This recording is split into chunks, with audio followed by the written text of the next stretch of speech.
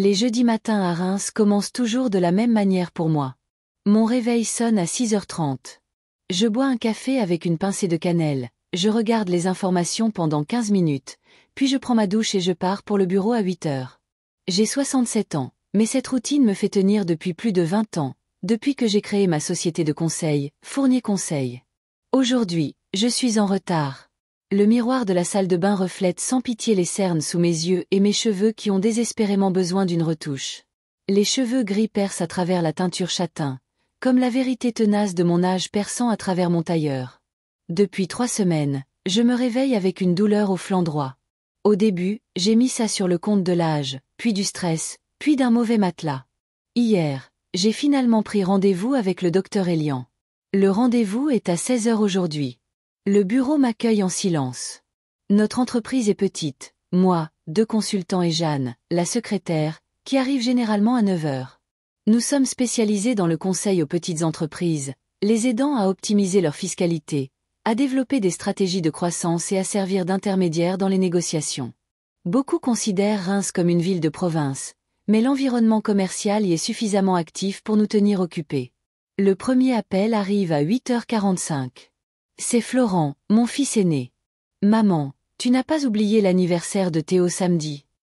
Sa voix est impatiente, comme s'il appelait un service de livraison plutôt que sa mère. Bonjour, Florent. Bien sûr que non, je n'ai pas oublié. Ton fils va avoir 13 ans. Je m'en souviens. Super. Écoute, on a commandé le gâteau, mais on a besoin d'un coup de main pour le cadeau. Théo veut un nouvel iPhone, et on s'est dit que... Je sais ce qui vient. Ces conversations se produisent avec une certaine régularité. Combien? Je demande sèchement. 250 €. On a déjà réuni 750 €. Je soupire. Florent est analyste financier dans une banque locale. Sa femme, Nathalie, travaille pour une compagnie d'assurance. Ils vivent dans une maison à 400 000 € dans un quartier prestigieux, conduisent des voitures neuves et envoient leurs 2 enfants dans une école privée. Et pour une raison quelconque, ils ont toujours besoin d'argent. D'accord, je ferai le virement. La fête est à quelle heure? 15h et maman, n'apporte plus tes gâteaux au yaourt maison, d'accord? Commande quelque chose dans une pâtisserie, comme une grand-mère normale. Sur ce, il raccroche sans même attendre ma réponse. Je prends une gorgée de mon café froid et consulte mes emails professionnels. 2 réunions aujourd'hui, un rapport pour Électronique Grand Est, un appel à un client potentiel. À midi, la douleur dans mon flanc est si forte que j'avale 2 comprimés d'ibuprofène. Ils ne font guère effet. Quand Jeanne entre avec des documents, elle me voit grimacer. Madame Fournier, tout va bien. Mireille. Jeanne, combien de fois devrais-je vous dire de m'appeler Mireille? Je souris avec raideur. J'ai un peu mal au dos. C'est l'âge, vous savez. Jeanne hoche la tête avec une sympathie polie, mais je vois qu'à 27 ans, elle a du mal à imaginer ce que c'est que de vieillir. Je signe les papiers et remarque que mes mains tremblent. Étrange. Pendant ma pause déjeuner, Olivia, ma fille cadette, appelle. C'est la seule de mes enfants qui soit restée à Reims après ses études. Florent n'est revenu que lorsqu'il a eu une bonne offre de la banque. Léo, le plus jeune, vit à Lyon, travaille dans l'informatique et ne rentre que tous les 6 mois. Salut maman. Écoute, j'ai un problème avec ma voiture. Tu te souviens que je t'ai parlé de ce bruit dans le moteur? Il s'avère qu'elle a besoin de grosses réparations. 3800 €. Tu te rends compte? Olivia est cadre intermédiaire dans un supermarché. Il paie bien là-bas, mais elle n'a jamais été douée avec l'argent. Toujours de nouveaux vêtements, des gadgets, des crédits. Et l'assurance, je demande, même si je connais la réponse. Elle a expiré il y a 2 mois. J'allais la renouveler, mais, bon, tu sais ce que c'est. Une chose en entraînant une autre. Je sais que je devrais dire non. Lui apprendre la responsabilité. Mais je sais aussi que sans voiture, elle perdra son travail. Les transports en commun à Reims laissent à désirer. Je peux te donner 2000 €. Trouve le reste toi-même, dis-je. Maman, tu es la meilleure, s'exclame-t-elle joyeusement. Je passerai après le travail. Elle ne me demande pas comment je vais, alors que j'avais mentionné mon rendez-vous chez le médecin lors de notre dernière conversation, la semaine passée. À 15h, la douleur est insupportable. J'annule ma dernière réunion et me rends à la clinique plus tôt que prévu. Le docteur Elian, voyant mon état, me reçoit sans me faire attendre. Après m'avoir examiné et avoir effectué une série de tests en urgence, son visage devient grave. Mireille, je vous envoie faire une échographie et un scanner en urgence. On suspecte une tumeur au foie. Je hoche la tête comme si nous discutions de la météo, et non d'un possible cancer. Un étrange engourdissement m'envahit. C'est comme si cela arrivait à quelqu'un d'autre. Les heures suivantes se passent dans un brouillard. Couloir d'hôpital, machine, blouse blanche. J'ai l'impression d'être en pilote automatique. La douleur s'est estompée. Les analgésiques qu'on m'a donnés à la clinique doivent faire effet. À 19 heures, je suis de nouveau dans le bureau du docteur Elian. Il parle lentement, choisissant ses mots avec soin, mais l'essentiel transparaît à travers le jargon médical. Tumeur maligne, stade 3. Un traitement urgent est nécessaire. Quelles sont mes chances? Je demande. Avec un traitement immédiat et une chirurgie, environ 60% de survie à 5 ans, répond-il. Mais nous devons agir vite. J'ai déjà contacté l'Institut Gustave Roussy à Villejuif. Ils peuvent vous prendre la semaine prochaine. Villejuif? C'est près de Paris? Le meilleur centre. Oui, les meilleurs spécialistes de France. Mais je dois vous prévenir, le traitement sera coûteux. Votre sécurité sociale et votre mutuelle couvriront une grande partie des frais, mais pas la totalité. Il s'agit d'un protocole de pointe, en partie expérimental. Les coûts non remboursés, incluant certains traitements spécifiques, les frais de séjour prolongés près de Paris et l'assistance à domicile nécessaire, pourraient s'élever entre 150 000 et 200 000 euros. Je regarde par la fenêtre le ciel du soir sur Reims. Les enseignes clignotent. Les gens se dépêchent de rentrer du travail.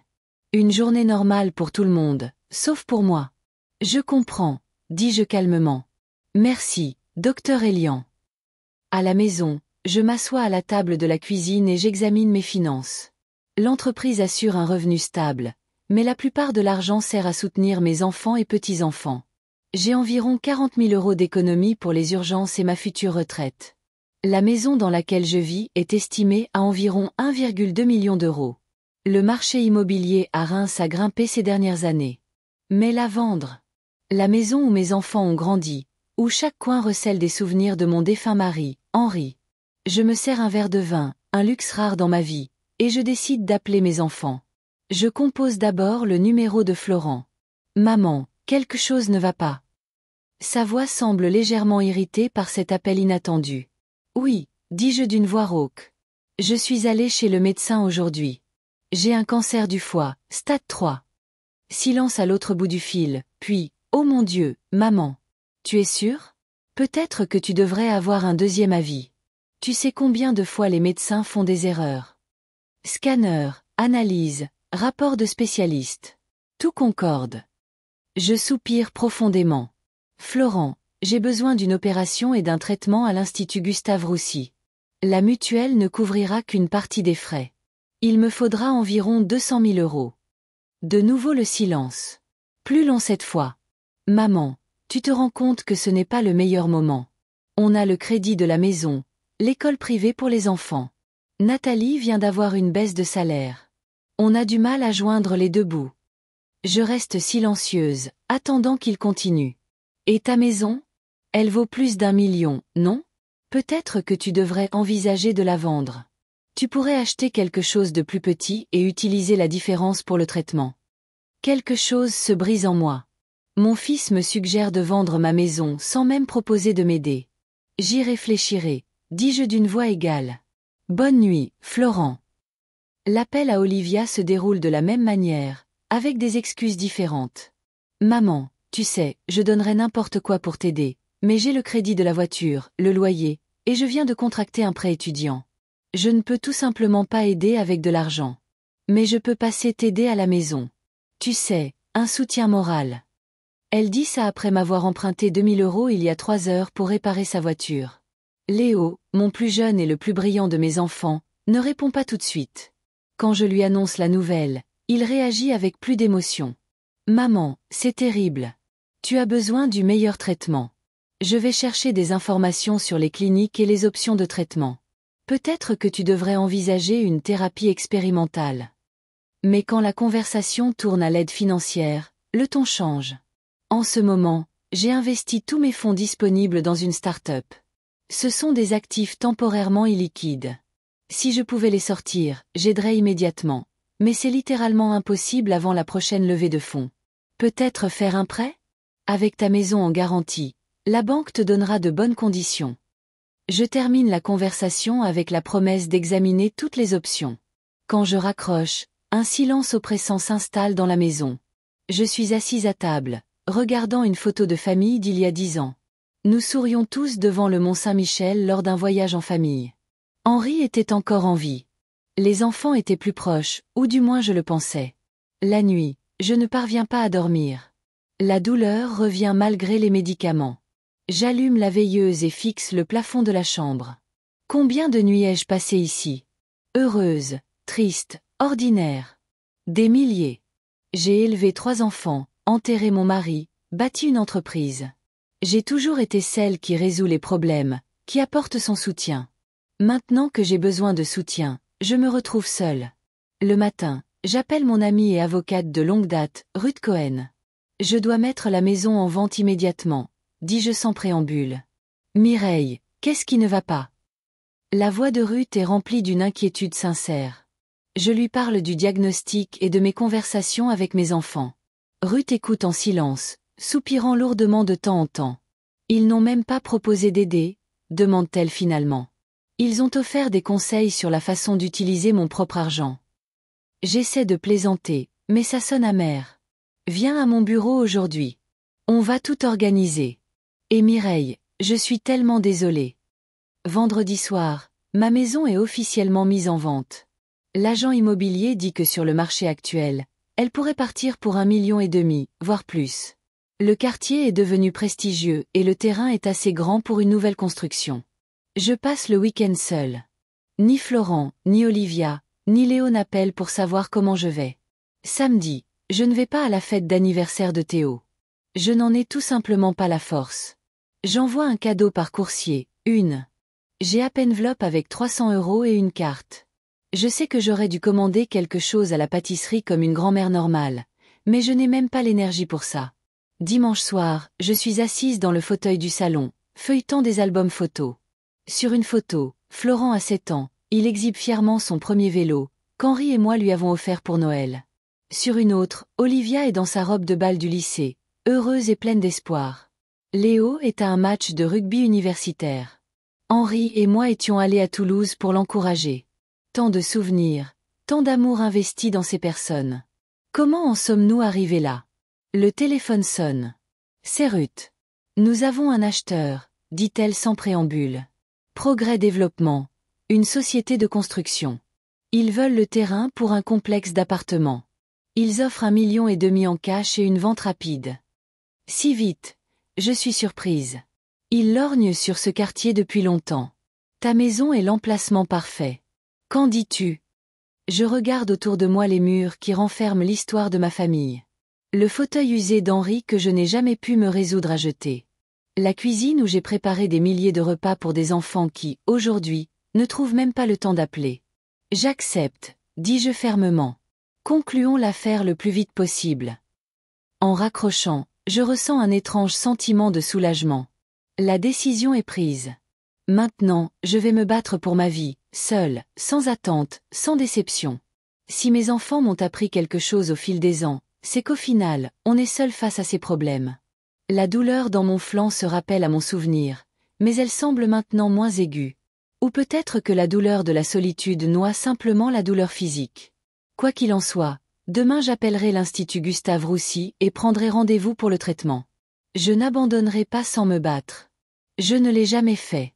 Je suis assise sur le bord du lit dans ma chambre, fixant l'armoire qu'Henri et moi avons achetée 1 an après notre mariage. À l'époque, elle semblait luxueuse, solide, en vraie chêne avec des portes sculptées. Aujourd'hui, elle a l'air démodée, mais je n'ai jamais pu me résoudre à la jeter. Trop de souvenirs. Après avoir parlé à Ruth, j'ai compris que vendre la maison était la seule option sensée. Mais c'est une chose de prendre une décision, et une autre d'agir. 40 ans de ma vie en un seul lieu. 40 ans de souvenirs, de joie, de peine, de fêtes, de jours ordinaires. Comment pourrais-je emballer tout ça dans des cartons? Que devrais-je emporter et que devrais-je laisser? L'agente immobilière m'a envoyé un message disant que des représentants de Progrès Développement voulaient visiter la maison aujourd'hui. Je n'avais que 4 heures pour ranger et créer cette première impression dont elle avait parlé. Je me lève lentement, ignorant la douleur lancinante sous mes côtes. Le docteur Elian m'a prescrit des analgésiques puissants, mais j'essaie de ne les prendre que la nuit. Je ne veux pas m'y habituer. Le salon est en désordre. Hier, je parcourais de vieux albums photos, décidant lesquels emporter. Il y a de la vaisselle sale dans la cuisine. Pour la première fois depuis des années, je me suis permis d'aller me coucher sans ranger. Je commence par le salon, rangeant soigneusement les albums. Sur l'une des photos, Henri et moi sommes dans le jardin. Il a environ 40 ans, tenant le petit Léo dans ses bras. Olivia, environ 6 ans, s'agrippe à sa jambe. Et Florent, 10 ans, se tient à côté de moi, sérieux et important comme toujours. Henri sourit largement, ouvertement, comme lui seul pouvait le faire. C'était 3 mois avant sa première crise cardiaque. Je ne remarque pas les larmes qui coulent sur le verre du cadre photo. Je les essuie avec ma manche et continue le nettoyage. Pas le temps pour les sentiments. Je dois être pratique, comme toujours. Henri est mort à 46 ans d'une seconde crise cardiaque. Soudainement, sans avertissement. Il est parti travailler le matin. Il était ingénieur dans une entreprise de construction. Pas Progrès Développement, d'ailleurs, mais une autre. Et à l'heure du déjeuner, j'ai reçu un appel de l'hôpital. Il était déjà parti. J'avais 42 ans, Florent 12, Olivia 8, et Léo seulement 4. Je me souviens de ce jour comme si c'était hier. Le ciel était clair et bleu sur Reims, une chaude journée de juillet. Je travaillais comme comptable pour une entreprise de matériel agricole quand le téléphone a sonné. J'ai répondu avec un sourire, pensant que c'était Henri qui me rappelait notre projet de dîner en ville ce soir-là. Au lieu de cela, j'ai entendu la voix froide d'une infirmière. Madame Fournier, votre mari a été transporté à l'hôpital Robert Debré. Venez immédiatement s'il vous plaît. Après la mort d'Henri, nous avons dû vivre avec l'assurance et mon salaire. L'argent était rare. Je me souviens de compter chaque centime, d'économiser sur tout, sauf sur l'éducation de mes enfants. Je me suis privée de nouveaux vêtements, mais j'ai toujours trouvé l'argent pour le club de sport de Florent, les leçons de danse d'Olivia et les cours d'informatique pour Léo. 3 ans après la mort d'Henri, j'ai décidé de créer ma propre entreprise. C'était un risque, hypothéquer la maison, qui était presque payée, pour obtenir un capital de départ. Mais je savais qu'avec un emploi régulier, je ne pourrais jamais donner à mes enfants ce que je voulais pour eux, l'université, des opportunités, un avenir. Les 2 premières années ont été un enfer.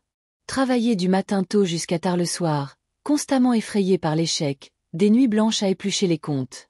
Mais ensuite, les choses ont décollé. Les clients ont commencé à venir sur recommandation, et la réputation du cabinet a grandi. Ri à vivre sans Henri, même si une partie de moi est morte avec lui.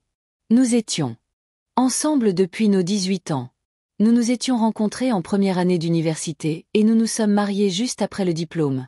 Il était mon meilleur ami, mon rock, mon partenaire, mon tout. Après sa mort, je n'ai fait que fonctionner, faisant ce que je devais faire. Élever les enfants, travailler, tenir la maison. Mais à l'intérieur, il y avait un vide que j'ai appris à ignorer, mais pas à combler. Un coup à la porte me tire de mes souvenirs. Sur le seuil se tiennent 2 hommes en costume, les représentants de Progrès Développement. Ils sont polis, mais je vois le jugement dans leurs yeux. Pas de moi, mais de la maison. Ils ne voient pas 40 ans de vie, mais des mètres carrés, un emplacement et un potentiel. Madame Fournier, nous sommes impressionnés par votre propriété, dit l'aîné après avoir jeté un coup d'œil. Le terrain est idéal pour notre projet. Nous sommes prêts à faire une offre dès maintenant. 1,5 million d'euros en cash, une vente rapide, un minimum de paperasse.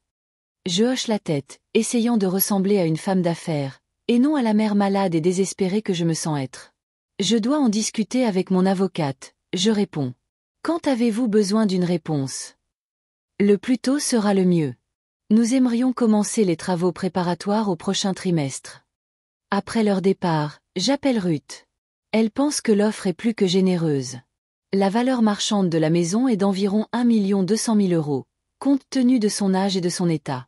300 000 euros de plus, c'est une prime pour l'emplacement et la taille du terrain. Il prévoit de démolir la maison. Je demande, même si je connais la réponse. Oui, Mireille. Ils vont construire un complexe d'appartements. Mais tu auras l'argent dont tu as besoin pour le traitement, et il t'en restera assez pour vivre. Je regarde autour de moi les murs qui renferment tant d'histoires. Les marques de crayon sur le chambranle de la porte où nous marquions la croissance des enfants, la fenêtre d'où j'ai regardé les saisons changer au fil des ans. D'accord, dis-je finalement. Acceptons l'offre. Les 2 semaines suivantes passent dans un flou. Signature de documents, virement bancaire, recherche d'un nouvel appartement, tri des affaires. Je décide de louer un petit 3 pièces dans un quartier calme non loin du centre-ville. Une solution temporaire jusqu'à ce que nous sachions comment le traitement se passera. Les enfants appellent rarement. Florent demande comment se passe la vente de la maison, mais ne demande pas comment je me sens. Olivia passe une fois pour récupérer de vieilles photos de famille qui lui sont soudain devenues chères. Léo appelle de Lyon pour me parler de traitements expérimentaux qu'il a trouvés sur Internet. Mais quand je mentionne ma prochaine opération à Gustave Roussy, il se souvient qu'il a une réunion urgente et met rapidement fin à la conversation. Je ne leur dis pas le prix de la transaction. Laissez-les penser que la maison a été vendue à sa valeur marchande. Je ne veux pas voir le même calcul dans leurs yeux que celui que j'ai vu chez les représentants de Progrès Développement. Le déménagement est prévu pour mercredi. Mardi soir, je suis assise dans le salon vide.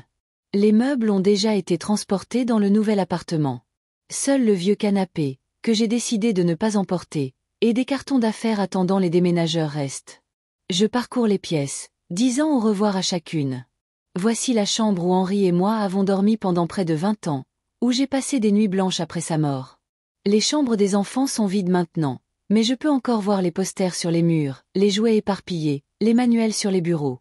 La cuisine où j'ai préparé des milliers de repas, cuit des gâteaux d'anniversaire, appris à Olivia à faire les madeleines de ma mère. Au sous-sol, je trouve le vieux gant de baseball d'Henri. Il l'a gardé des années, même s'il ne jouait plus depuis longtemps. Au cas où l'un des garçons voudrait jouer avec moi, disait-il. Florent n'a jamais été intéressé par le sport, préférant les livres. Léo a joué au baseball au lycée et à l'université, mais il a toujours eu son propre équipement, le meilleur que nous pouvions nous offrir. Le gant d'Henri est resté dans une boîte, attendant un match qui n'aurait jamais lieu. J'emporte le gant avec moi, l'une des rares choses que j'ai gardées d'Henri. J'ai donné la plupart de ses vêtements et de ses effets personnels il y a des années, ne gardant que les objets les plus précieux, ma bague de fiançailles, sa montre préférée et quelques livres qu'il relisait. Les déménageurs arrivent le matin, et à midi, la maison est complètement vide. Je me tiens dans le couloir, les clés à la main. C'est un sentiment étrange, comme si je trahissais quelque chose d'important, abandonnant une partie de moi-même. Mais ensuite, je me souviens des voix froides de mes enfants, de leurs excuses, de leur indifférence face à ma lutte. Cette maison ne contient pas seulement des souvenirs heureux, mais aussi la douleur de la solitude de ces dernières années. Je ferme la porte et remets les clés à l'agente immobilière. L'argent est déjà sur mon compte, 1,5 million d'euros, une somme qui sauvera ma vie et me donnera peut-être une chance de renouveau. L'appartement que j'ai loué est petit mais lumineux. La fenêtre du salon donne sur un parc. Pas une vue aussi impressionnante que celle de mon ancienne maison sur la colline, mais agréable néanmoins. Les meubles sont en place. Les cartons attendent d'être déballés. Je ressens un étrange sentiment de soulagement.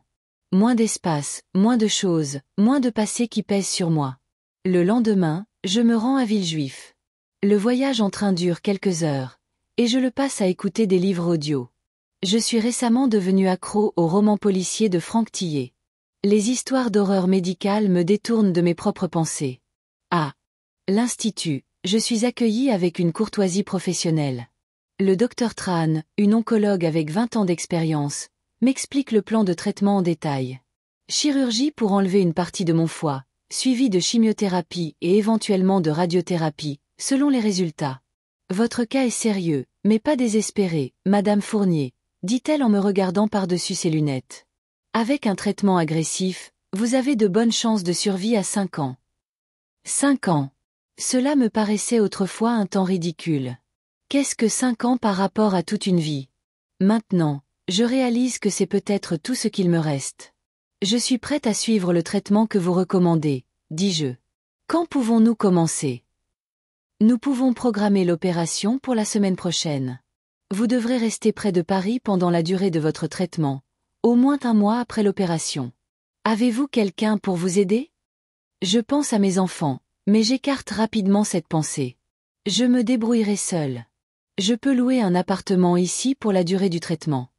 Le docteur tranoche la tête, mais je vois le doute dans ses yeux. Elle a l'habitude de voir des patients avec un soutien familial, quelqu'un pour leur tenir la main pendant les procédures difficiles. Je devrais traverser cela seule. De retour à Reims, je commence à préparer mon départ.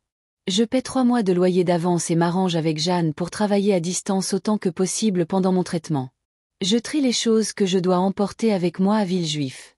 2 jours après ma visite à la clinique, je vais au supermarché pour faire des courses avant de partir.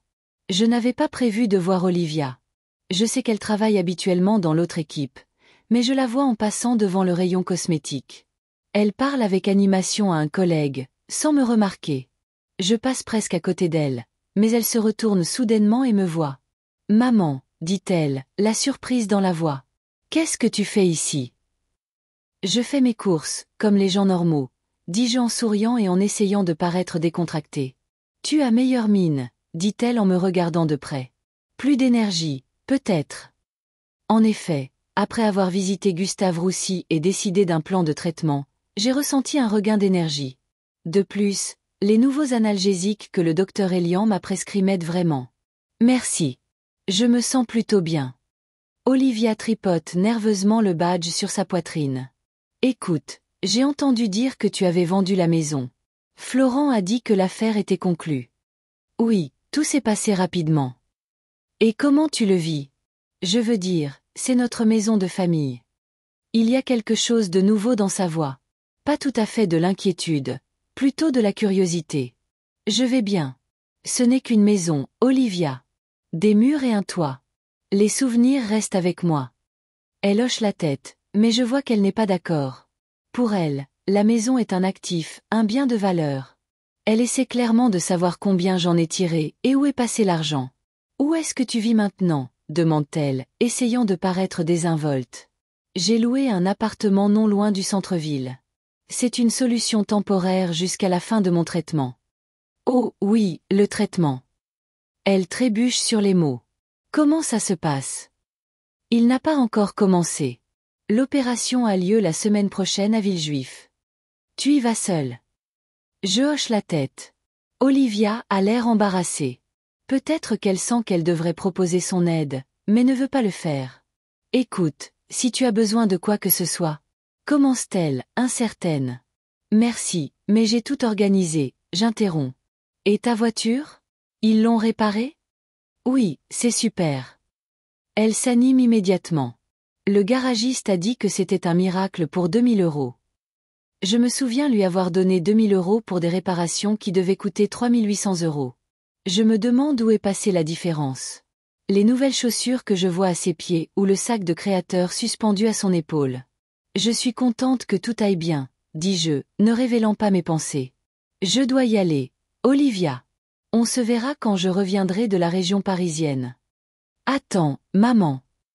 Elle me saisit le bras. Qu'est-ce que tu comptes faire avec l'argent de la maison? La voilà. La vraie raison de son intérêt soudain. Payer mon traitement, bien sûr. Ce n'est pas donné, tu sais. Oui, mais la maison valait plus d'1 million, non? Le traitement ne peut pas coûter autant. Je regarde ma fille, une belle femme de 30 ans que j'ai élevée seule après la mort d'Henri. Une femme qui n'a pas trouvé le temps de me rendre visite après mon diagnostic, mais qui a trouvé le temps de s'enquérir de mon argent. On verra, Olivia, dis-je en retirant ma main. Je t'appellerai depuis là-bas. En m'éloignant, je sens son regard dans mon dos. Je sais ce qu'elle pense. La même chose que Florent et Léo pensent quand ils appellent pour prendre de mes nouvelles avec une inquiétude feinte dans la voix. L'argent qu'ils considèrent comme le leur. Je monte dans la voiture et regarde ma liste de courses. Je dois passer à la pharmacie pour prendre de nouveaux médicaments avant de partir. Dans la boîte à gants se trouve une enveloppe avec les documents de la vente de la maison et un relevé bancaire indiquant le virement. 1,5 million €, la somme qui devrait me sauver la vie, mais qui semble avoir déjà changé l'attitude de mes enfants à mon égard. Qu'est-ce que tu vas faire de l'argent? La question d'Olivia résonne dans ma tête alors que je quitte le parking du supermarché. Je ne connais pas encore la réponse, mais pour la première fois depuis longtemps, j'ai l'impression d'avoir le choix. Et cela, étrangement, me donne de la force pour la bataille à venir. L'opération a été un succès. C'est la première chose que j'ai entendue en ouvrant les yeux dans l'unité de soins intensifs de l'Institut Gustave-Roussy. Le docteur Tran se tenait près de mon lit, souriant prudemment, mais avec un soulagement évident. Nous avons retiré la tumeur complètement, Madame Fournier. Les marges sont saines, sans propagation visible. Bien sûr, nous devons attendre les résultats de l'histologie, mais je suis optimiste. Les jours suivants se sont déroulés dans un brouillard d'analgésiques et de procédures médicales constantes. Le petit appartement que j'avais loué à Villejuif m'attendait, mais les médecins ont insisté pour que je reste à l'hôpital une semaine. J'étais trop faible pour discuter. Aucun de mes enfants n'est venu me rendre visite cette semaine-là. Florent a envoyé un bouquet, un arrangement impersonnel de fleurs standard avec une carte générique « Bon rétablissement ». Olivia a appelé 2 fois, et les conversations ont été courtes et gênantes. Léo a envoyé un email avec des liens vers des articles sur la convalescence après une chirurgie du foie.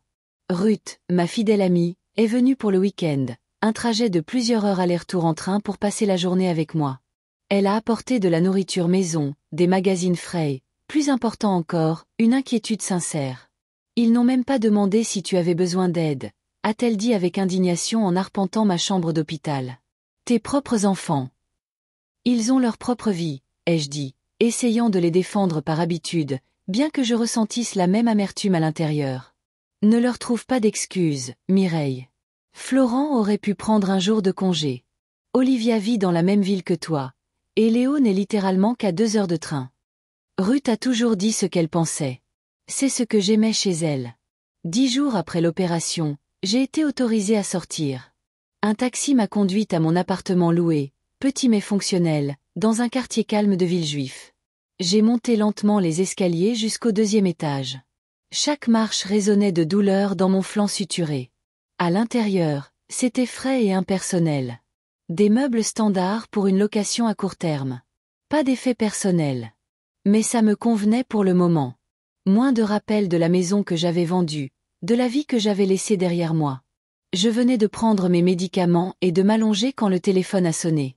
C'était Olivia. Maman, comment vas-tu? Tu es sortie? Oui, je suis dans un appartement à Villejuif. Je serai ici au moins 1 mois de plus, jusqu'à ce que la chimiothérapie commence. 1 mois? Si longtemps. Il y avait quelque chose d'étrange dans sa voix. Écoute, j'ai réfléchi. Peut-être que tu devrais rentrer à Reims. Je pourrais t'aider. J'ai failli éclater de rire de surprise. Olivia, qui m'avait rendu visite peut-être 1 fois par mois au cours de la dernière année, proposait soudainement de m'aider. Merci, mais j'ai les meilleurs spécialistes ici et j'ai déjà payé le loyer. Oui, mais... Elle hésita. Tu sais, Florent, Léo et moi avons du mal avec le fait que tu sois si loin. Nous sommes inquiets. Encore une nouvelle. Mes enfants s'inquiétaient pour moi. Je sentais qu'il y avait plus que ça, mais j'étais trop épuisée pour le comprendre à ce moment-là. Je t'appellerai demain, Olivia. J'ai besoin de me reposer. Comme je m'y attendais, Florent a appelé le lendemain. Son ton professionnel habituel a été remplacé par un ton presque affectueux. Maman, j'ai entendu dire que l'opération s'était bien passée. Nathalie et moi sommes si heureux. Écoute, je pensais que nous pourrions peut-être venir te rendre visite ce week-end. T'aider à t'installer, faire les courses. Tu veux venir jusqu'ici? Je n'ai pas caché ma surprise. Et le travail, et les enfants. Eh bien, c'est le week-end, et tu es plus importante que le travail, maman. Il a dit cela comme s'il avait répété la phrase. J'ai accepté. Plus par curiosité qu'autre chose. Quelque chose avait changé, et je voulais comprendre quoi. Florent est arrivé samedi, seul, disant que Nathalie était restée avec les enfants. Il a apporté des courses, a aidé à déballer et a même préparé le dîner. La première fois que je me souviens l'avoir vu faire ça depuis qu'il est parti à l'université. Pendant qu'il s'affairait dans la cuisine, je l'ai remarqué en train de regarder les factures sur la table. Le loyer, une facture d'hôpital, un relevé de compte que j'avais négligemment laissé traîner. Tout va bien avec l'argent, maman, a-t-il demandé nonchalamment. Le traitement doit être cher, non? Je me débrouille, ai-je répondu évasivement. Combien as-tu eu pour la maison? Si ce n'est pas un secret. Sa voix était désinvolte, mais ses yeux trahissaient son intérêt. Le prix du marché. Je n'ai pas précisé le montant. Ce sera suffisant pour le traitement et les frais de subsistance par la suite. Merveilleux, rayonna-t-il. Tu sais, Nathalie et moi pensions que peut-être, quand tu iras mieux, tu pourrais emménager avec nous. Nous avons une grande maison et ce serait bien pour les enfants de passer plus de temps avec leur grand-mère. J'ai failli m'étouffer avec mon thé. En 20 ans depuis l'université, Florent ne m'avait jamais invité à rester chez eux plus d'un week-end. Et maintenant, tout à coup, il me demandait d'emménager avec lui. Merci, mais j'ai l'habitude d'être seule, ai-je répondu prudemment. Bien sûr, s'est-il rapidement rétracté. Pense Y, c'est tout. Nous serons toujours heureux de t'avoir. Après le départ de Florent, Léo a appelé. C'était la première fois en des mois qu'il me parlait plus de 5 minutes. Il a posé des questions sur ma santé, mon pronostic, mes projets. Maman, je peux prendre un mois de télétravail et venir rester avec toi à Villejuif, a-t-il soudainement proposé. J'aiderai avec la chimiothérapie et les tâches ménagères. Léo, qui n'était même pas venu à mon anniversaire l'année dernière, était soudainement prêt à quitter son poste dans une prestigieuse entreprise informatique pour s'occuper de moi. Ne fais pas ça, mon fils. J'ai tout sous contrôle, ai-je répondu, sentant la suspicion grandir en moi. Au moins, laisse-moi payer pour une infirmière ou une aide ménagère, a-t-il insisté. J'ai des économies. Les mêmes économies qu'il ne pouvait pas sortir un mois plus tôt quand j'ai demandé de l'aide pour mon traitement. Intéressant. La semaine suivante, mes enfants m'ont appelé plus souvent qu'ils ne l'avaient fait pendant toute l'année précédente. Olivia est même venue me rendre visite pour une journée, apportant de la nourriture maison, des magazines et des cosmétiques. Elle s'est assise à côté de moi, inhabituellement attentive, posant des questions sur mes projets. As-tu pensé à ce que tu vas faire avec l'argent de la vente de la maison ? A-t-elle demandé nonchalamment. Tu sais, il y a tellement d'escrocs qui ciblent les personnes âgées avec de l'argent. J'ai été conseillère financière pendant 30 ans, Olivia, lui ai-je rappelé. Je pense que je peux gérer mes propres investissements. Bien sûr, maman. Je m'inquiète, c'est tout. Elle a rapidement changé de sujet, mais j'ai remarqué la déception sur son visage. Quand Olivia est partie faire les courses, j'ai appelé Ruth.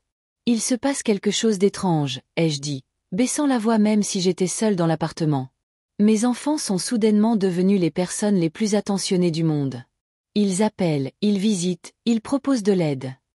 Et ils s'intéressent tous à ton argent. Ruth allait toujours droit au but. Exactement. Florent a étudié mes relevés de compte. Olivia a posé des questions sur les investissements. Même Léo a soudainement trouvé des économies qui n'existaient pas quand j'avais besoin d'aide pour les factures médicales. La nouvelle de la vente de la maison s'est répandue, a dit Ruth, pensive. Mais il ne semble pas connaître le montant exact. Je ne leur ai pas dit. Laissez-les penser que la maison est partie au prix du marché, environ 1 200 000. Et combien pensent-ils que ton traitement coûtera ? Je ne sais pas exactement. Olivia a laissé entendre que ça ne pouvait pas être tant que ça. Donc, il compte sur le fait qu'il te restera une somme décente après ton traitement. Ruth a fait une pause.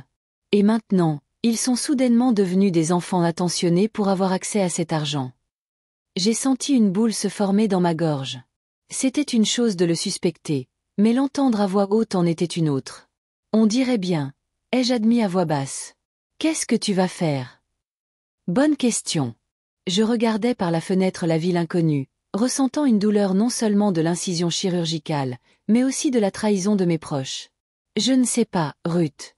Je suis si fatiguée qu'ils m'utilisent. Pendant des années, je leur ai donné de l'argent, du temps, du soutien. Et quand j'ai eu besoin d'aide, une vraie aide, pas financière, ils n'étaient pas là pour moi. Et maintenant, ils tournent autour de toi comme des vautours, a dit Ruth sans détour. Oui, mais que puis-je faire ? Les rayer de ma vie ? Ce sont toujours mes enfants. Des enfants qui t'ont abandonné à l'heure du besoin, lui a rappelé Ruth. Écoute, Mireille, peut-être que... Elle se tut, réfléchissant clairement à quelque chose. Quoi ? Peut-être qu'on devrait leur donner une leçon. Quelle leçon ? Ai-je demandé, intriguée.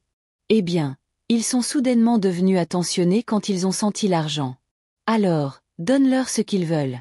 Une chance de montrer leur attention. Mais pour de vrai. Je ne comprends pas. Voici ce que je pense.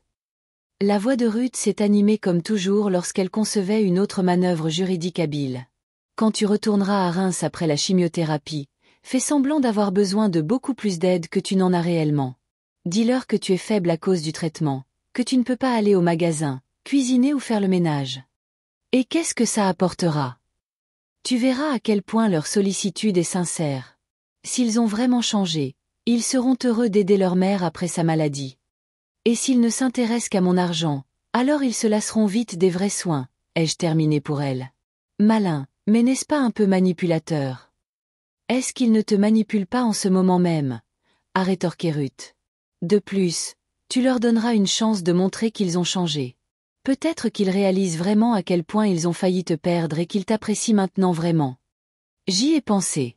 Le plan de Ruth était risqué, mais il avait du sens. Et j'avoue qu'une partie de moi voulait voir jusqu'où mes enfants iraient dans leur soudaine sollicitude. D'accord, ai-je dit lentement. Mais comment expliquer pourquoi j'ai soudainement besoin de ce genre d'aide? J'ai toujours été indépendante. Dis-leur que la chimiothérapie a été plus dure que tu ne le pensais. Que les médecins ont recommandé une aide constante à la maison. C'est crédible. Tu as toujours minimisé tes problèmes devant tes enfants. Elle avait raison. Je ne leur avais jamais montré ma faiblesse. Toujours été la mère forte qui résolvait les problèmes, pas celle qui en créait. Et ensuite, quand l'expérience sera terminée, cela dépendra des résultats. Ruth fit une pause. S'ils t'aident vraiment sincèrement sans aucune arrière-pensée, tu dis simplement que tu te sens mieux. S'ils montrent leur vrai visage, alors je saurai ce que valent leurs paroles d'inquiétude, ai-je terminé. Exactement. Et tu pourras prendre une décision sur ta future relation. Avec eux, les yeux grands ouverts. Nous avons parlé pendant une autre heure, discutant des détails du plan. Plus j'y pensais, plus l'idée me plaisait. Pas par vengeance. J'aimais trop mes enfants pour leur souhaiter du mal, mais par besoin de voir la vérité, aussi amère soit-elle. Après ma conversation avec Ruth, je suis restée longtemps assise près de la fenêtre, regardant le soleil se coucher sur une ville étrange. J'étais tiraillée par des émotions contradictoires, le ressentiment envers mes enfants pour leur indifférence quand j'avais vraiment besoin d'aide, l'espoir que leur sollicitude puisse être sincère, et la peur qu'elle ne soit motivée que par l'intérêt personnel. La chimiothérapie a commencé une semaine plus tard. Comme les médecins l'avaient prévenu, cela s'est avéré plus difficile que l'opération. Nausées, faiblesse, perte de cheveux. J'avais l'impression d'avoir vieilli de plusieurs années en quelques jours. À un moment donné, j'ai même pensé que je n'aurais pas à faire semblant d'être impuissante. Je pouvais vraiment à peine sortir du lit les jours particulièrement mauvais. Mais mon corps s'est avéré plus fort que je ne le pensais. À la fin de la première série de chimiothérapie, j'étais déjà capable de faire de courtes promenades, de préparer des repas simples et de prendre soin de moi. Le docteur Tran était satisfaite des résultats. Les marqueurs tumoraux diminuaient et les effets secondaires étaient dans la fourchette attendue. « Vous êtes une femme forte, Madame Fournier », a-t-elle dit lors d'un des rendez-vous. Beaucoup de patients de votre âge ont plus de mal avec le traitement. Pendant ces semaines, les appels de mes enfants sont devenus encore plus insistants. Ils posaient des questions sur ma santé, mes projets d'avenir et offraient même de l'argent pour le traitement. Soudain, tout le monde avait des économies qu'ils n'avaient pas mentionnées lorsque j'avais demandé de l'aide pour la première fois. Je répondais évasivement, disant que je m'en sortais, mais je laissais entendre que ma convalescence était plus lente que je ne l'aurais souhaité. Je préparais le terrain pour notre expérience. Après la deuxième série de chimiothérapie, le docteur Tran a dit que je pouvais retourner à Reims. Le reste de mon traitement pouvait se faire en ambulatoire, en venant une fois toutes les 2 semaines à Paris. Assurez-vous simplement d'avoir de l'aide à la maison, a-t-elle prévenu. Vous ne pouvez pas vous surmener. J'ai hoché la tête, pensant que j'avais maintenant une excuse médicale pour mon impuissance. Avant de quitter la région parisienne, j'ai appelé mes 3 enfants pour leur dire que je rentrais à la maison. Leur réaction a été, comme on pouvait s'y attendre, enthousiaste. « Maman, c'est génial !» s'est exclamé Florent. « Tu as besoin d'aide pour déménager ? Je peux venir. » « Tu vas rester dans le même appartement ?» a demandé Olivia. « Peut-être que tu devrais chercher quelque chose de plus sympa maintenant que tu as les moyens. »« Je suis si content que tu reviennes » a dit Léo. « Je viendrai le week-end pour t'aider à t'installer. » Je les ai remerciés pour leur sollicitude, mais j'ai ajouté « Le médecin dit que j'aurai besoin d'une aide constante au début. Je suis encore très faible après la chimiothérapie. »« Bien sûr, maman, on s'occupera de tout » m'a assuré Florent. « Je peux passer tous les jours après le travail » a proposé Olivia. Et je viendrai pour quelques semaines et je prendrai un poste en télétravail, a renchéri Léo. J'ai raccroché avec un sentiment étrange. Une partie de moi espérait que leur sollicitude était sincère. Une autre partie se préparait à la déception. Le jour de mon retour à Reims, ils m'ont tous les trois accueilli dans mon appartement. Ils s'affairaient, m'aidant avec mes affaires, demandant comment je me sentais, proposant de faire du thé, le déjeuner, le dîner. Je les observais depuis le fauteuil que Florent avait déplacé près de la fenêtre. Pour que tu sois plus à l'aise, maman. Ils étaient si convaincants dans leur sollicitude que, pendant un moment, j'ai douté de Ruth et de mon plan. Peut-être que j'avais tort. Peut-être que la maladie leur avait vraiment ouvert les yeux sur la valeur de la famille. Mais ensuite, j'ai remarqué Olivia, pensant que je ne la regardais pas, en train d'étudier les factures sur la table. J'ai remarqué Florent jetant un coup d'œil accidentel à mon sac à main où se trouvait mon chéquier. J'ai remarqué Léo posant des questions sur mes projets d'avenir, essayant clairement de savoir ce que j'allais faire de l'argent. Non, leur motivation n'avait pas changé. Seule leur méthode était devenue plus sophistiquée. Ce soir-là, quand ils sont finalement partis, promettant de revenir demain, j'ai appelé Ruth. Ils ont mordu à l'hameçon, ai-je dit avec lassitude. Tous les trois sont prêts à me faire la cour. Voyons combien de temps ça va durer. Faites attention, Mireille, a prévenu Ruth. Ne surjoue pas ton rôle. Et souviens-toi, tu peux arrêter cette expérience à tout moment. J'ai raccroché et j'ai regardé la photo sur la table. Henri et moi le jour de notre mariage, jeunes, heureux, pleins d'espoir pour l'avenir. Qu'aurait-il dit de notre plan? L'aurait-il approuvé ou l'aurait-il trouvé cruel? Je veux juste connaître la vérité, ai-je répondu en silence. Je veux savoir qui sont vraiment nos enfants. Le matin, j'ai commencé ma performance. Quand Florent a sonné à la porte, j'ai ouvert lentement, en m'appuyant sur une canne que j'avais achetée spécialement pour l'occasion. Je me déplaçais d'un pas mal assuré, me reposant souvent, demandant un verre d'eau, puis mes médicaments, puis un oreiller. « Maman, tu as vraiment besoin d'une aide constante », a-t-il dit avec inquiétude. « Peut-être qu'on devrait engager une infirmière. » Non, j'ai secoué la tête. Le médecin dit que j'ai besoin de ma famille autour de moi. En plus, les infirmières coûtent si cher. Ne t'inquiète pas pour l'argent, a-t-il dit rapidement. Tu dois en avoir assez maintenant. J'ai fait semblant de ne pas remarquer son allusion. Je vous serais tellement reconnaissante si toi, Olivia et Léo pouviez faire un planning. J'ai besoin d'aide pour le ménage, la cuisine, les courses, les visites chez le médecin. Florent a semblé légèrement dépassé par la quantité de travail, mais s'est rapidement ressaisi. Bien sûr, maman, on va tout organiser. La famille doit se serrer les coudes dans les moments difficiles. J'ai hoché la tête, essayant de ne pas montrer l'ironie que je ressentais. Où était cette famille quand j'avais vraiment besoin d'aide? Le soir, les enfants avaient fait un planning. Chaque jour, l'un d'eux viendrait m'aider. Olivia après le travail, Florent pendant sa pause déjeuner et le soir, Léo le week-end. Il n'avait finalement pas pris le poste en télétravail, comme il l'avait promis. J'ai regardé leur visage attentionné et j'ai pensé, combien de temps durera cette comédie? Quand les masques tomberont-ils? Et que ferai-je quand je verrai leur vrai visage? Faisant semblant d'être plus impuissante que je ne l'étais réellement, je me suis préparée pour un long jeu. Un jeu qui, je l'espérais, révélerait la vérité, aussi amère soit-elle. La première semaine de ma convalescence à Reims s'est déroulée étonnamment bien. Les enfants respectaient scrupuleusement le planning. Je n'attendais même pas une telle ponctualité d'Olivia, qui avait été en retard au dîner de famille toute sa vie. Maintenant, elle arrivait à 18h précises les lundis, mercredis et vendredis, apportant les courses et préparant le dîner. Florent prenait les mardis et jeudis, ainsi que les visites matinales le week-end. Il me conduisait chez le médecin, m'aidait avec les factures, montrant un intérêt anormal pour les montants de mes relevés bancaires, et faisait de petites réparations dans l'appartement. Léo venait un week-end sur 2 pour faire le ménage et les travaux plus lourds. Au début de la 2e semaine, j'ai décidé de compliquer les choses. Pendant le dîner avec Olivia, je me suis plainte prudemment de me sentir seule. Tu sais, ma chérie, quand tu n'es pas là, c'est si calme ici, toute la soirée seule avec seulement la télé pour compagnie. Olivia a levé les yeux de son téléphone, qu'elle regardait périodiquement pendant notre conversation. Tu te sens seule, maman? Peut-être que tu devrais prendre un chat. Non, ne dis pas de bêtises. J'ai souri faiblement. Je pensais juste que peut-être tu pourrais rester plus longtemps parfois. On pourrait regarder un film ensemble ou simplement discuter. J'ai remarqué son visage se contracter d'un mélange d'irritation et d'accord forcé. Bien sûr, maman, je peux rester plus tard ce soir si tu veux. Ce serait merveilleux. J'ai essayé de rendre ma voix suffisamment pitoyable. Et peut-être que tu pourrais passer non seulement le soir, mais aussi pour le déjeuner. C'est si difficile pour moi de cuisiner seule.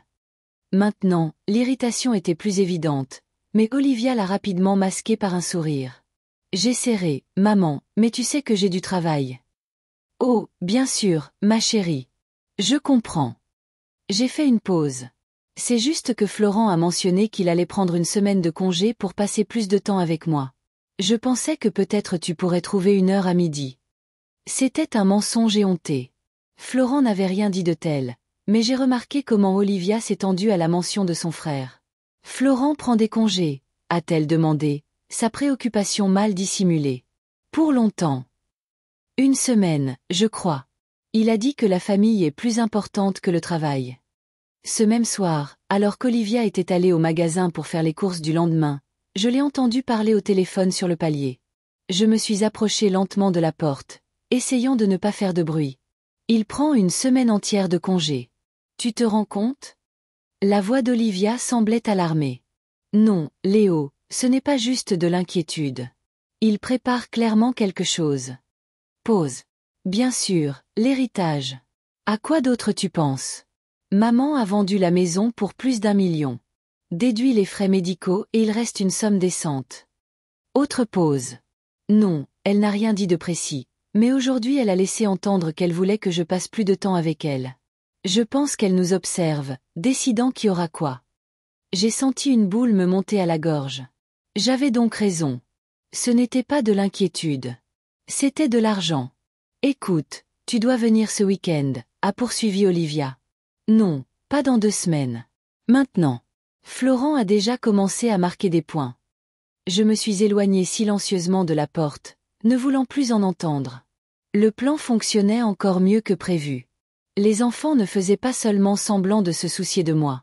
Ils avaient déjà commencé à se faire concurrence pour mon argent. Le lendemain, Florent a appelé. Maman, je pensais que tu devrais peut-être emménager avec nous pendant un certain temps, a-t-il suggéré sans préambule. Nous avons une grande maison. Tu seras plus à l'aise. Oh, c'est si gentil, mon chéri, ai-je répondu. Mais je ne veux pas m'imposer à toi et à Nathalie. Tu ne t'imposeras pas, a-t-il objecté trop rapidement. Les enfants adoreraient voir leur grand-mère tous les jours. Les mêmes enfants qui levaient à peine les yeux de leur tablette pour dire bonjour lors de mes visites précédentes.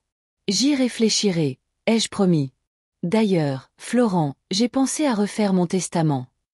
J'ai entendu sa respiration changer, devenir légèrement plus rapide. Ton testament? Maman, j'espère que tu ne penses pas au pire. Le médecin a dit que le pronostic était bon. Bien sûr, mon chéri, mais à mon âge, il faut être prudent. De plus, après avoir vendu la maison, ma situation financière a changé. Oui, bien sûr. Sa voix semblait maintenant presque neutre. Mais je pouvais sentir son intérêt intense. Et tu as décidé comment tu veux le distribuer? Pas encore, ai-je fait une pause. Mais je pense que je dois tenir compte de ceux qui se soucient vraiment de moi dans mes moments de besoin. Après cette conversation, le planning des visites est devenu encore plus intense. Florent a vraiment pris 3 jours de congé, pas une semaine comme je l'avais menti à Olivia. Léo est venu de manière inattendue pour le week-end, et Olivia a commencé à passer non seulement le soir, mais aussi pendant les pauses déjeuner. J'ai augmenté la pression progressivement.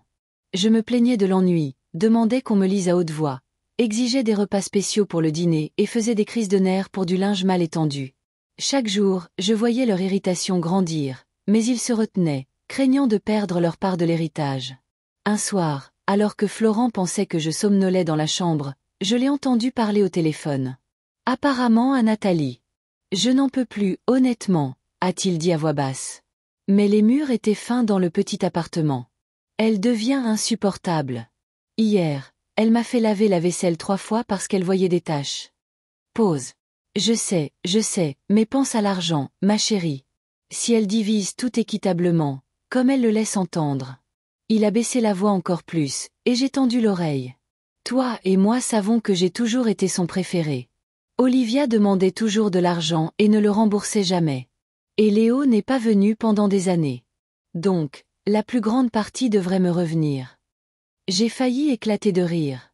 Florent, mon préféré, le fils qui n'a pas eu le temps de venir me voir quand j'étais à l'hôpital après mon opération. C'est incroyable comme les gens peuvent se tromper eux-mêmes. Le lendemain, j'ai décidé de jeter un peu plus d'huile sur le feu. Quand Olivia est venue pour le déjeuner, j'ai mentionné nonchalamment. Tu sais, je parlais à Ruth du testament. Elle pense que je devrais l'écrire de manière à ce que la majeure partie de l'héritage aille à la personne qui s'occupe le plus de moi en ce moment. Olivia s'est figée, la fourchette à la main. Vraiment? Et qu'est-ce que tu en penses? Ça semble juste. J'ai haussé les épaules. Après tout, quand j'ai été diagnostiquée, aucun de vous n'a proposé de m'aider. Maintenant, je peux voir qui apprécie vraiment la famille. Maman, tu sais que je t'ai toujours aimée. Olivia a pris ma main avec une ferveur inattendue. Et maintenant, je passe plus de temps avec toi que Florent ou Léo. Oui, ma chérie. Je l'ai remarqué. Je lui ai souri. Et j'apprécie beaucoup. Après cette conversation, la compétition entre les enfants est devenue presque comique. Il apportait des cadeaux, peu coûteux mais venant du cœur, cuisinait mes plats préférés et proposait de m'emmener dans la nature pour me remonter le moral. En même temps, je remarquais comment ils jetaient des regards furtifs à leur téléphone, bâillaient quand ils pensaient que je ne les regardais pas, et luttaient pour cacher leur impatience pendant mes histoires délibérément longues sur ma jeunesse. J'ai continué à faire monter les enchères. Maintenant, je demandais à Florent de venir non seulement les jours prévus, mais aussi de passer le matin avant le travail pour m'aider avec le petit déjeuner. J'ai demandé à Olivia de rester dormir au cas où je me sentirais mal. J'ai convaincu Léo de passer une semaine entière à Reims en prenant des vacances. À la fin du mois, je pouvais voir que leur patience s'épuisait. Florent citait de plus en plus souvent des affaires urgentes au travail. Olivia a commencé à arriver accidentellement en retard. Léo a commencé à parler de problèmes au bureau qui l'obligeaient à retourner à Lyon. C'était à la fois amer et amusant de voir à quelle vitesse leur sollicitude ostentatoire s'était effritée. Seule la peur de perdre leur héritage les retenait auprès de moi. Un soir, alors qu'Olivia restait chez moi, j'ai fait semblant de dormir et je les ai entendus parler à ses frères en haut-parleur dans la cuisine. « Je n'en peux plus », a-t-elle chuchoté. Elle devient de plus en plus exigeante. Hier soir, elle m'a fait trier ses vieilles photos jusqu'à 2 heures du matin. Ce n'est pas facile pour moi non plus, a répondu Florent. Je suis en retard au travail tous les jours à cause de ces visites matinales. Mon patron me fait déjà des allusions. Et moi, je suis coincée dans ce trou pendant toute une semaine. La voix de Léo semblait irritée. Vous pourriez au moins vous relayer. Écoutez, les a interrompus Olivia. Soyons honnêtes, nous sommes tous là pour l'argent. La question est, combien de temps devrons-nous supporter ce cauchemar? Jusqu'à la fin de sa vie, a suggéré Florent avec une pointe d'humour noir. Ce n'est pas drôle, a sèchement répliqué Olivia. Je suis sérieuse. Peut-être qu'on devrait lui parler directement. Laissez entendre qu'il est temps d'écrire un testament. Tu es folle, s'est exclamé Léo avec indignation. Elle réalisera tout de suite que nous sommes là pour l'argent. Pourquoi d'autres serions-nous là? La voix d'Olivia semblait lasse. Pour l'amour de Dieu, si elle n'avait pas vendu la maison pour autant d'argent, est-ce que l'un de nous passerait autant de temps à ses visites? Il y eut un silence, et je sentis les larmes me monter aux yeux. Je savais à quoi m'attendre, mais l'entendre si crûment, si cyniquement. Henri aurait été anéanti de savoir ce que nos enfants étaient devenus. Peut-être qu'on devrait laisser entendre qu'elle a besoin d'un soignant professionnel, a finalement suggéré Florent. Disons que nous travaillons tous et que nous ne pouvons pas assurer des soins 24 heures sur 24. Et qui va payer pour ce soignant? A interrompu Olivia. Maman économise manifestement de l'argent. Avez-vous vu comment elle étudie chaque ticket de caisse, comptant chaque centime? Peut-être qu'elle n'est pas aussi riche que nous le pensons, a dit Léo, pensif. Et si le traitement a presque tout coûté? Ne sois pas idiot, a sèchement répliqué Olivia. La maison valait plus d'1 million. Même le traitement le plus cher n'aurait pas pu coûter autant. Et si elle avait investi l'argent, a suggéré Florent, ou en avait donné une partie à une œuvre de charité? Pas notre mère, a ricané Olivia. Elle a toujours été radine. J'ai serré les dents en écoutant mes enfants discuter de moi comme si j'étais une sorte de vache à lait, pas une personne qui leur avait tout donné. Amour, temps, soutien, argent. Ils ne se souvenaient même pas comment j'avais fait des heures supplémentaires pour payer leurs études, comment je m'étais privée de tout pour qu'ils aient tout ce dont ils avaient besoin après la mort d'Henri. Le lendemain, j'ai appelé Ruth. J'en ai assez entendu, ai-je dit sans détour. Ils ne sont là que pour l'argent. Ils ont eu une conférence téléphonique dans la cuisine hier, pensant que je dormais, et ils ont ouvertement discuté de leur lassitude à s'occuper de moi et de leur impatience de toucher leur héritage. Je suis désolée, Mireille. La voix de Ruth semblait sympathique mais pas surprise. Bien que pour être honnête, je m'y attendais. Moi aussi, ai-je soupiré. Mais j'espérais qu'au moins l'un d'entre eux avait encore une once d'amour sincère pour moi. Qu'est-ce que tu vas faire maintenant? J'ai fait une pause, rassemblant mes pensées. Le plan ne m'est pas venu tout de suite. Il s'est formé progressivement alors que j'observais la fausse sollicitude de mes enfants. Tu te souviens, nous avions parlé que je déménagerais après ma guérison, que je commencerais une nouvelle vie. Bien sûr, je crois que tu pensais à la Côte d'Azur. Plus maintenant. J'ai baissé la voix même si j'étais seule dans l'appartement. Je veux aller plus loin. Beaucoup plus loin. Où exactement? La voix de Ruth semblait curieuse. En Thaïlande, ai-je répondu avec détermination. À Chiang Mai, pour être précise. La Thaïlande.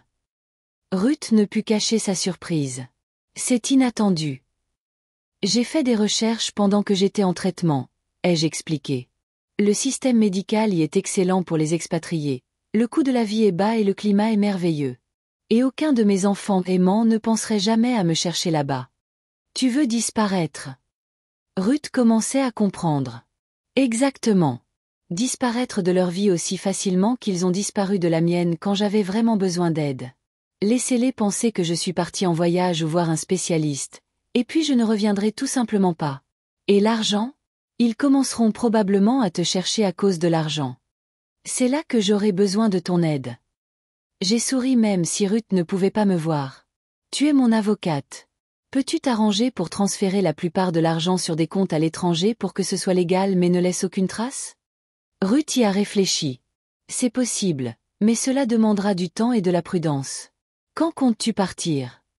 Dans 1 mois, peut-être 1 mois et demi. Dès que j'aurai terminé la chimiothérapie et que le docteur Tran m'aura donné le feu vert pour les vols long courriers. Et ton entreprise, Fournier Conseil? J'ai soupiré. L'entreprise que j'avais créée de toutes pièces faisait partie de moi depuis près de 30 ans. J'ai préparé Jeanne à devenir la directrice générale. Elle s'en sortira très bien. Je resterai l'actionnaire majoritaire et je percevrai des dividendes, mais je lui céderai la direction. Tu as bien réfléchi à tout ça, a dit Ruth avec respect dans la voix. J'ai eu beaucoup de temps pour réfléchir pendant la chimiothérapie. Ai-je souri amèrement. De plus, je devais décider quoi faire du reste de ma vie. Le docteur Tran dit que le pronostic est bon, mais personne ne sait combien de temps il me reste, et je ne veux pas le passer avec des gens qui ne me voient que comme un portefeuille. Après avoir parlé à Ruth, j'ai ressenti un étrange sentiment de soulagement. La décision était prise. Le plan était en place. Il était maintenant temps de se préparer soigneusement. Au cours des semaines suivantes, j'ai continué ma comédie, faisant en sorte que les enfants s'agitent autour de moi, observant leur impatience et leur irritation mal dissimulée. Mais maintenant, je le faisais le cœur léger, sachant que bientôt cette comédie serait terminée. Avec Ruth, nous avons élaboré un plan détaillé. Nous avons progressivement transféré la majeure partie de l'argent, environ 1 million, sur des comptes à Singapour et à Hong Kong, d'où il pourrait être facilement transféré en Thaïlande. Nous avons laissé 200 000 € sur des comptes en France pour la crédibilité et pour éviter les soupçons. J'ai trouvé une belle villa dans la banlieue de Chiang mais par l'intermédiaire d'une agence immobilière spécialisée dans l'aide aux retraités étrangers. J'ai réservé des billets pour un vol avec une escale à Tokyo. Moins de chances que les enfants puissent retrouver ma destination finale. En même temps, j'ai commencé à emballer discrètement les choses qui m'étaient les plus précieuses et importantes. Des photos avec Henri, sa montre, quelques bijoux, des documents. Tout cela a été envoyé en petit colis à une personne de confiance à Chiang mais qui travaillait avec l'agence immobilière. Ruth m'a aidé à obtenir un visa de tourisme de longue durée pour la Thaïlande avec possibilité de prolongation. À l'avenir, je prévoyais d'obtenir un visa de retraite qui me permettrait de rester dans le pays en permanence. Plus le jour du départ approchait, plus je devenais anxieuse. Ce n'était pas parce que j'avais peur de l'inconnu. J'avais appris à m'adapter aux situations les plus difficiles de ma vie. J'étais préoccupée par l'aspect moral de la question. Faisais-je ce qu'il fallait en disparaissant de la vie de mes enfants, aussi égoïste soit-il? Mais chaque fois que je commençais à avoir des doutes, je me souvenais de leurs conversations dans la cuisine, de leurs calculs cyniques, de leur aveu franc qu'ils n'étaient là que pour l'argent, et ma détermination revenait. Une semaine avant mon départ prévu, j'ai commencé à préparer le terrain. J'ai mentionné à Florent que le docteur Tran m'avait recommandé une consultation avec un spécialiste à Strasbourg. Je devrais peut-être y passer quelques jours, ai-je dit nonchalamment. Je dois faire des tests spéciaux. Strasbourg. Florent a froncé les sourcils. Tu as besoin de compagnie? Je pourrais prendre un jour de congé. Non, non, ai-je rapidement décliné, sachant qu'il proposait par peur que je disparaisse avec l'argent, pas par souci pour moi. C'est juste un contrôle de routine. Je me débrouillerai seule. J'ai raconté la même histoire à Olivia et à Léo. Tous les trois ont réagi de la même manière. Ils ont proposé de m'accompagner, ne se faisant manifestement pas confiance, et ont semblé soulagés quand j'ai refusé.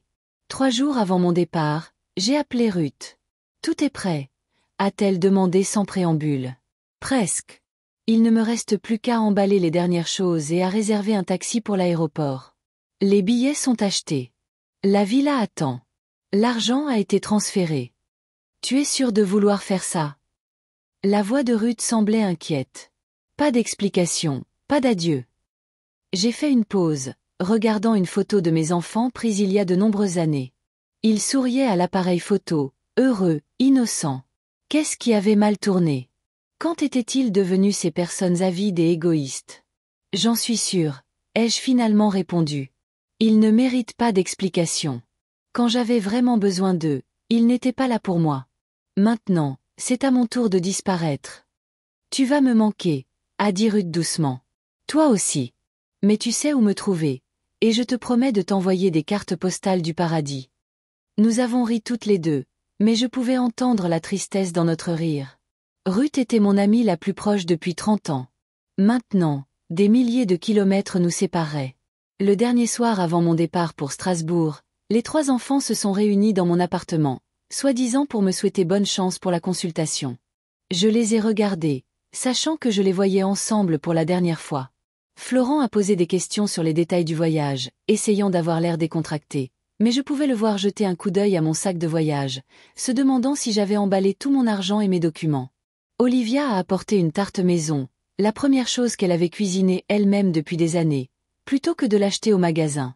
C'était un geste symbolique d'attention avant que je ne parte soi-disant pour une consultation importante. Léo, qui était venu de Lyon spécialement pour la soirée, était assis avec un sourire crispé, jetant un coup d'œil à sa montre de temps en temps, calculant probablement quand il pourrait rentrer chez lui. Je vous suis tellement reconnaissante, mes enfants, ai-je dit en levant un verre de cidre sans alcool. L'alcool était toujours interdit après la chimiothérapie. Pour vos soins pendant ces mois difficiles. Je ne sais pas ce que j'aurais fait sans vous. Nous sommes toujours là pour toi, maman, a répondu Florent avec une fausse sincérité dans la voix. La famille, c'est tout, a renchéri Olivia. Nous t'aimons, a ajouté Léo. Et j'ai presque cru qu'il y avait une part de vérité dans ces paroles. Je leur ai souri, sachant que derrière ces mots, il n'y avait rien d'autre qu'une soif d'argent. Mais au fond de moi, j'avais pitié d'eux. Pitié qu'ils ne comprennent pas ce qu'il manquait en courant après les choses matérielles. Peut-être que ma disparition serait une leçon pour eux, bien que très probablement ils seraient juste en colère d'avoir perdu leur héritage. Vous savez, ai-je dit en prenant une gorgée de cidre. Je pensais récemment à la vitesse à laquelle le temps passe. On dirait qu'hier encore, vous étiez des enfants, et maintenant vous avez vos propres familles et carrières. Ils ont hoché la tête, ne comprenant pas où je voulais en venir. Je suis si fière de vous, ai-je poursuivi, savourant l'ironie du moment. Et je veux que vous sachiez que quoi qu'il arrive, je vous aimerai toujours, même si nous ne nous voyons pas pendant longtemps. De quoi parles-tu, maman? Florent a froncé les sourcils. Tu ne pars que pour quelques jours. Bien sûr, ai-je souri. Je deviens juste sentimentale avec l'âge. Quand ils sont partis, je suis restée assise près de la fenêtre, regardant la nuit tomber sur Reims, la ville où j'avais passé la plus grande partie de ma vie, où j'avais aimé, perdu, lutté et triomphé. Est-ce qu'elle me manquerait? Peut-être. Mais la nouvelle vie m'attirait plus fortement que la nostalgie du passé. Demain, je ne m'envolerai pas pour Strasbourg, mais pour Tokyo, et de là pour Bangkok et Chiang Mai.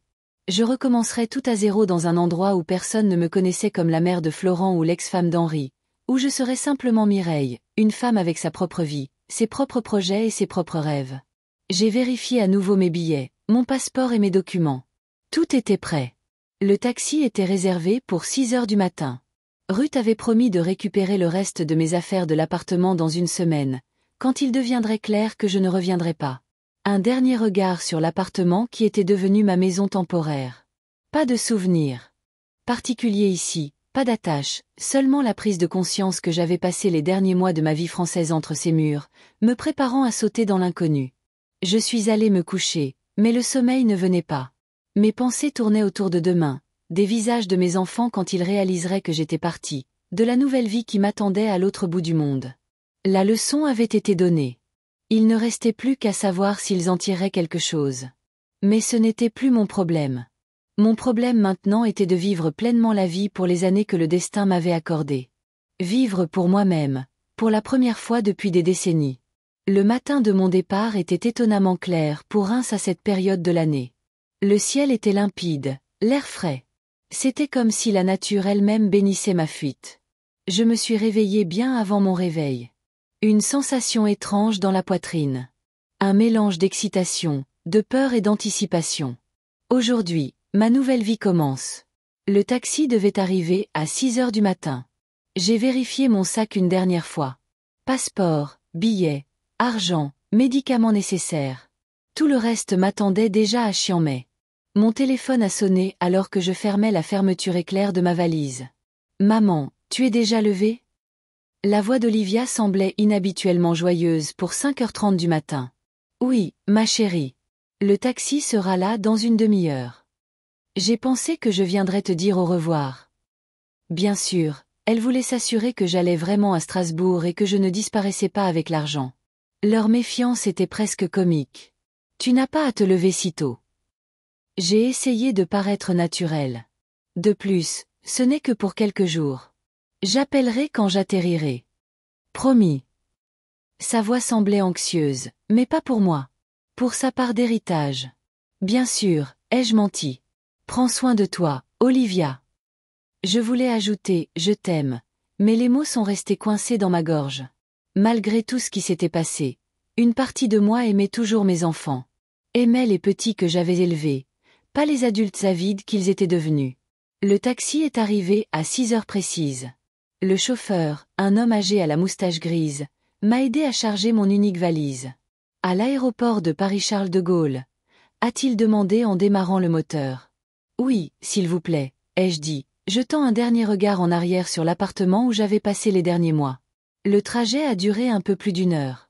La ville dormait encore. Les rues étaient vides. Je regardais par la fenêtre, disant au revoir aux endroits que j'avais connus toute ma vie. Le parc où mes enfants jouaient, le bâtiment de l'école où Florent a reçu son premier prix de mathématiques, le supermarché où Olivia travaillait. Tant de souvenirs, tant d'années, et je laissais tout derrière moi. À l'aéroport, la première chose que j'ai faite a été de vérifier mon téléphone. 2 appels manqués de Florent, un message de Léo me souhaitant une bonne consultation. Ils jouaient toujours leur rôle d'enfants attentionnés. J'ai envoyé de courtes réponses à chacun d'eux. Des promesses d'appeler à mon arrivée. Des assurances que tout allait bien. Les dernières fausses promesses. Mon vol n'était pas pour Strasbourg, mais pour Tokyo avec une escale à Los Angeles. De là, je devais m'envoler pour Bangkok, puis pour Chiang Mai. C'était un long voyage, mais ça en valait la peine. Avec cet itinéraire, il serait presque impossible pour les enfants de me retrouver, même s'ils commençaient à chercher. Quand ils ont annoncé mon vol, j'ai hésité un instant. Faisais-je ce qu'il fallait ? N'était-ce pas trop cruel de disparaître sans explication ? Mais ensuite, je me suis souvenu de leurs conversations dans la cuisine, de leurs calculs cyniques, de leur indifférence quand j'avais vraiment besoin d'aide, et ma détermination est revenue. J'ai éteint mon téléphone avant de monter dans l'avion, sachant que je ne le rallumerais plus jamais. Une nouvelle vie m'attendait à Chiang, mais avec un nouveau numéro de téléphone et sans passer. Le voyage a été long et fatigant, mais étrangement purifiant. À chaque kilomètre qui passait, Je sentais un poids se lever de mes épaules. Le poids des obligations, des déceptions et des espoirs déçus. Au moment où j'ai atterri à Bangkok, je me sentais comme une personne différente, plus légère, plus libre, plus jeune. Chiang Mai m'a accueilli avec une brise chaude et le parfum de fleurs exotiques. Un agent immobilier, un homme thaïlandais âgé nommé Sanchai, m'attendait avec une pancarte sur laquelle était écrit « Madame Fournier ». La dernière fois qu'on m'appellerait ainsi. Dans ma nouvelle vie, j'ai décidé d'utiliser mon nom de jeune fille, Mireille Caldwell. Bienvenue en Thaïlande, a souri Sanchai en m'aidant avec mes bagages. Votre villa est prête. Comme nous en avons discuté. Le trajet de l'aéroport à la villa a duré environ 30 minutes. Je regardais par la fenêtre ce monde inconnu et étonnant. Des temples aux toits dorés, des marchés de rue pleins de couleurs et de vie, des collines enveloppées de brume au loin. Pas de souvenirs, pas de passé, seulement le présent et l'avenir. La villa a dépassé mes attentes. Petite mais élégante, avec un jardin plein de plantes tropicales et une vue sur les montagnes. À l'intérieur, c'était frais et confortable.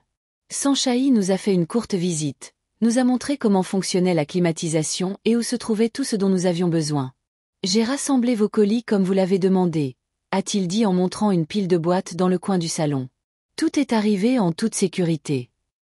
Mes trésors, des photos avec Henri, sa montre, quelques bijoux, des documents importants, les seules connexions matérielles à ma vie passée que j'ai décidé de garder. Merci, Sanchai. Vous m'avez été d'une grande aide. La gouvernante arrivera demain comme convenu. Elle s'appelle Malé. Elle parle anglais et vous aidera à vous installer. Si vous avez besoin de quoi que ce soit d'autre, appelez-moi à tout moment. Après son départ, j'étais vraiment seule pour la première fois depuis de nombreuses heures. Je me suis assise sur la terrasse avec une tasse de thé local, regardant le soleil se coucher derrière les montagnes. Étonnamment, je ne ressentais ni peur ni regret, seulement la paix et l'anticipation. À ce moment-là, à Reims, mes enfants commençaient probablement à s'inquiéter. J'étais censée appeler après avoir atterri à Strasbourg, mais bien sûr, je ne l'ai pas fait. Le premier jour, ils auraient mis ça sur le compte de la fatigue ou de l'oubli. Le deuxième jour, ils auraient commencé à appeler les hôpitaux de Strasbourg. Le troisième jour, leur inquiétude se serait transformée en panique. Où était leur mère? Et plus important encore, où était son argent? Je pouvais presque les imaginer physiquement se précipiter. Florent, toujours pratique, commencerait immédiatement à vérifier les comptes bancaires et découvrirait que la plupart de l'argent avait disparu. Olivia appellerait tous ses amis, essayant de savoir si quelqu'un m'avait vu. Léo irait probablement à la police, non pas par souci pour ma sécurité, mais par peur de perdre son héritage. Ruth, bien sûr, connaissait la vérité. Mais je lui avais fait promettre de se taire. Dis-leur que je t'ai contacté et que j'ai dit que j'allais bien, mais que je ne voulais pas qu'on me trouve, tel était notre accord. Assez pour qu'ils ne signalent pas ma disparition, mais pas assez pour me trouver. Mes premiers jours à Chiang Mai se sont déroulés dans une agréable agitation. J'ai meublé la villa, exploré le quartier et appris à connaître la culture locale. Malé, ma gouvernante, s'est avérée être un vrai trésor. Patiente et gentille, elle m'a non seulement aidée à la maison, mais est aussi devenue mon guide de la vie thaïlandaise. Une semaine après mon arrivée, j'ai appelé Ruth sur une ligne sécurisée. Ils deviennent fous, a-t-elle dit sans préambule. Florent est venu à mon bureau pour exiger des informations sur tes comptes. Olivia appelle tous les jours en pleurant au téléphone.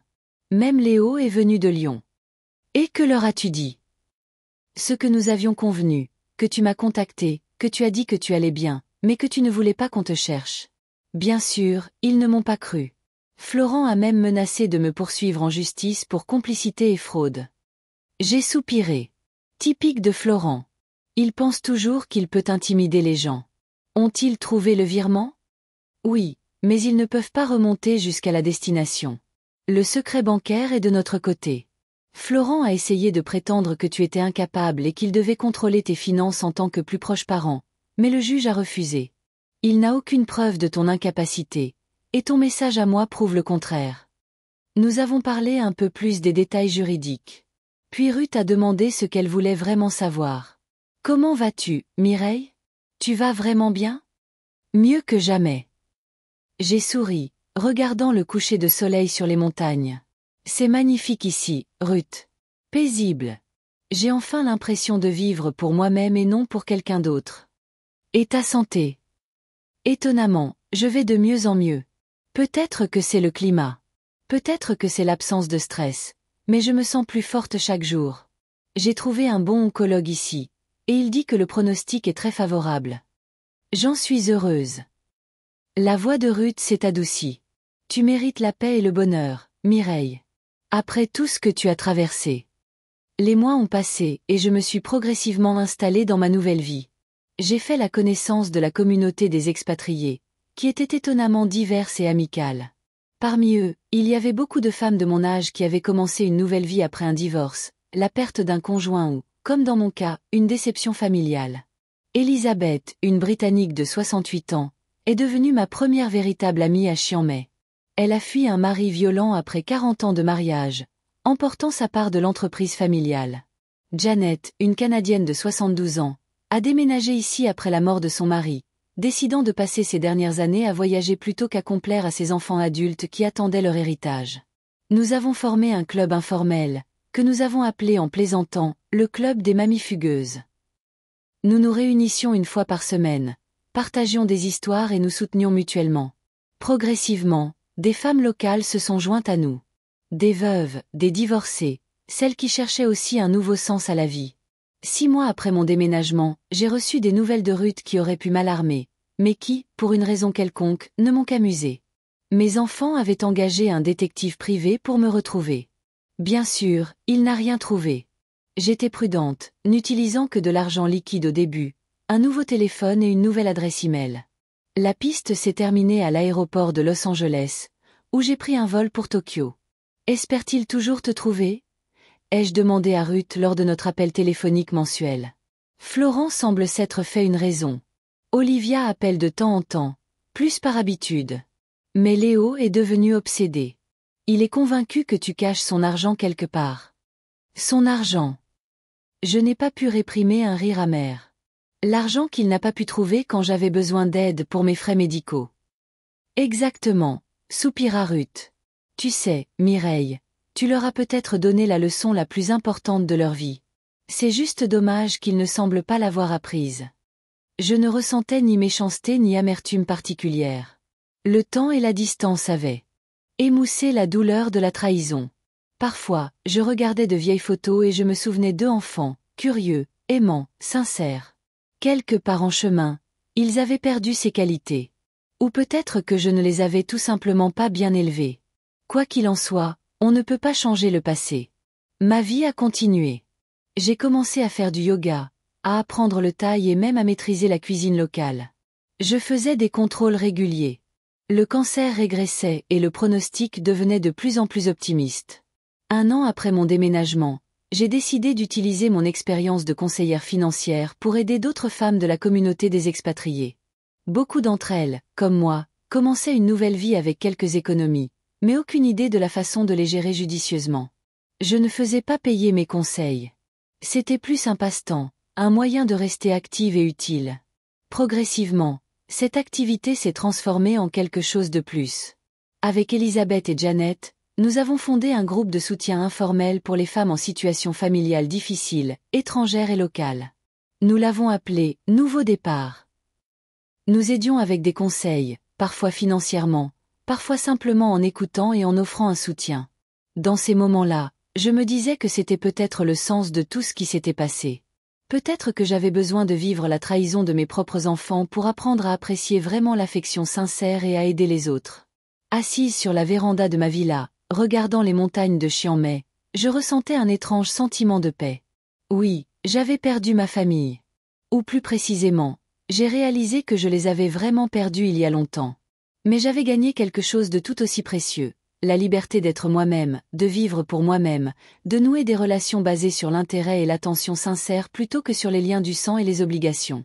Parfois, j'imaginais ce qu'Henri dirait s'il me voyait maintenant. Je pense qu'il serait surpris, mais aussi fier. Il a toujours cru en ma force plus que moi. Tu peux le faire, Mireille, m'a-t-il dit avant ma première grande opération, alors qu'il savait déjà que ses jours étaient comptés. Tu es plus forte que tu ne le penses. Il avait raison. J'ai fait face à sa mort, à l'éducation des enfants, à la création d'une entreprise, au cancer et à la trahison de ceux que j'aimais le plus. Maintenant, dans ma nouvelle vie, j'étais enfin vraiment libre. Libre des attentes, des déceptions, de l'amertume. Libre d'être simplement Mireille. Pas une mère, pas une veuve, pas une femme malade, mais moi-même. Et dans cette liberté, j'ai enfin trouvé la paix que j'avais cherchée toute ma vie.